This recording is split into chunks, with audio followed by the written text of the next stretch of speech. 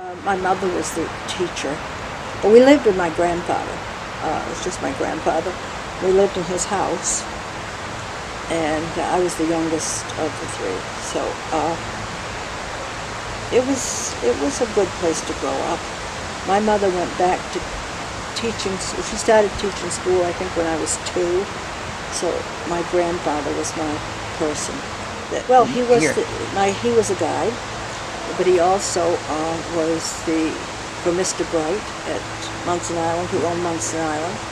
He was his caregiver and did a lot of the building there. He was a character. He was the best. So I spent a lot of time with him, and that probably answers a lot of questions about who I am. You know, he was my grandfather. He was fun, and so then I had to go to school at 4, and went to the school over here. I hated school, but so it was. Well, you had just the 3 rooms over there, so you started out with Mrs. White, and I don't know if any of your relatives are alive. I probably shouldn't say too much, but school was fun. We played jacks in the bathroom, the girls' bathroom.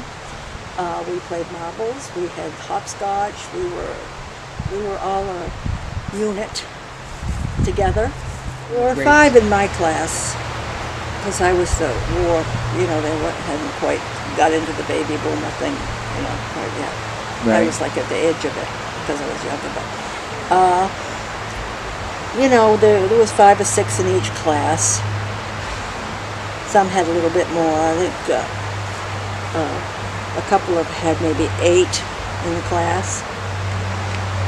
But we were all, we went to school together, we played together. We were together all the time as kids. It was good. It was good, I guess.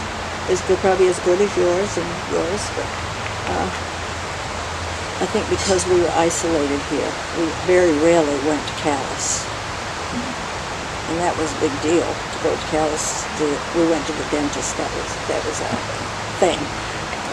Yeah, it was good. We had great friends and all year long. Season. Well, swimming, because when you started out swimming, you were younger, and so you had to go to the beach side. There were rules, and you went to the beach side. And Frida Bacon, I don't know if you were familiar with her, but she would sit at the beach and she kind of ruled the rules. She didn't do anything bad. Good. Nothing bad.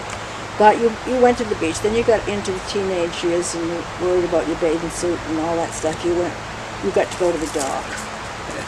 Then you came back over to the beach when you got a little bit older. We got a little older, we'd jump off the dam. We did that a lot. Jump off the boathouses. It was a big deal when you could go to the state boathouse and get to the top of that and jump off. And and you got a little older than that, and you're more into your high school years, and we still hung out together. Little kids sliding, skating. We skated on the lake all the time. We'd go up and meet and throw a tire on there and light it on fire and skate, and we did that every day. And slide. And we were on Tanback Street. We had a pretty good hill, but then the top end kids would come over sometimes and kind of bully us a little bit and take over our hill. But it was sliding, and when you're real young, you're making stuff, forts and all those sort of things. But once again, it's all back to nature. Well, the guides worked summers. That's what they did to live all year. So my Uncle Val, who was my father's brother, lived right next door. He was probably one of the better, not better guys, but one of the more well-known guys from Grand Lakes, and a character, a big character. And in the wintertime, they worked in the woods to make money to live. And the store always gave a credit for people to live if they couldn't afford food until they guided the next year. So it was a community that kind of took care of each other, I think. When the guiding season started and they had the lockers up there, I can remember a sign on the lockers that said guide for hire, $11 a day.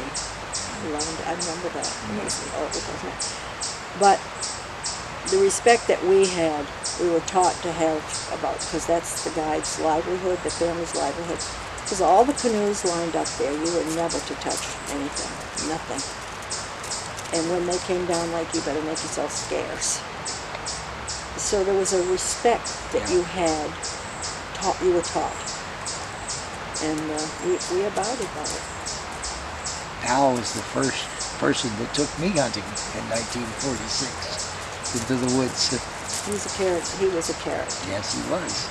He really was. But my father guided, and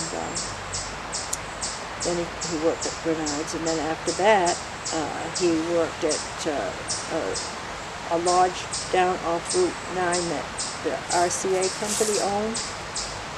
But it gave him like a year-round pay and year-round benefits and things. And he built canoes. He was a canoe builder as well. So that's how I grew up, with the canoe, more involved in the canoe thing. You worked building canoes, didn't you? I did. We all did. My brothers and I both, three of us did, but they didn't do as much as I did. I don't think. Describe what you actually did to help Pop build them. Well, it all started with the ribs, and he would soak them up in the canal.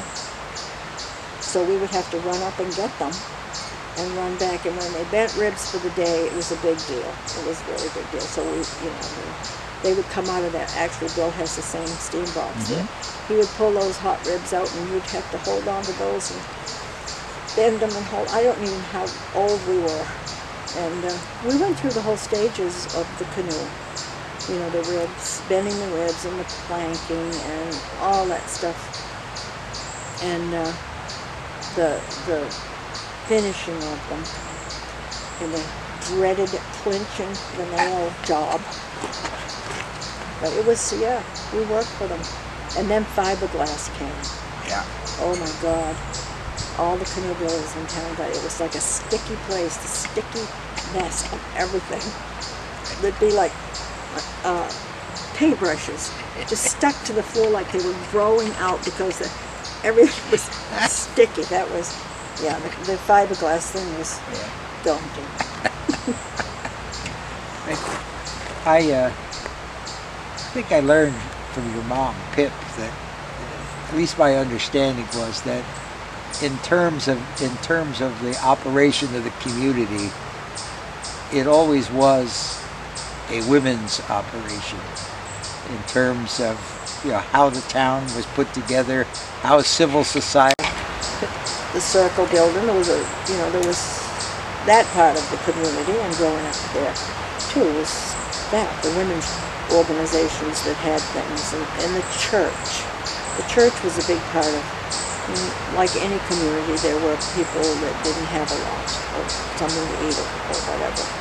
And the church, all the women, they had dinners and stuff all the time down at the circle building, which is no longer there. But we had some activities too. We had weddings. Everybody went to the weddings and danced, and everybody danced around here a lot.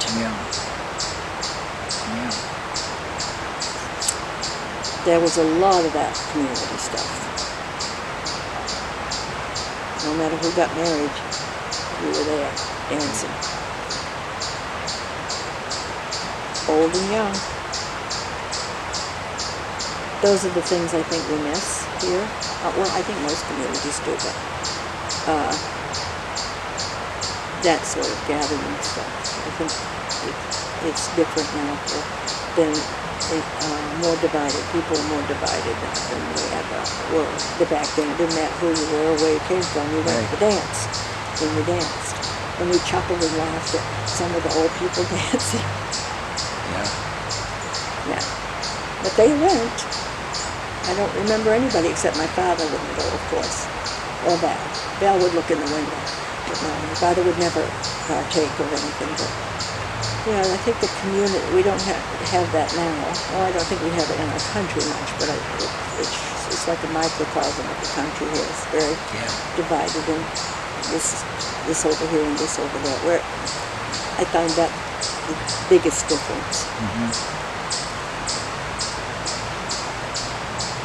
How would you put when you It was moved to very the- traumatic. Well, it wasn't as traumatic for me because I was out from underneath my mother as a teacher, so it was good for me for a while.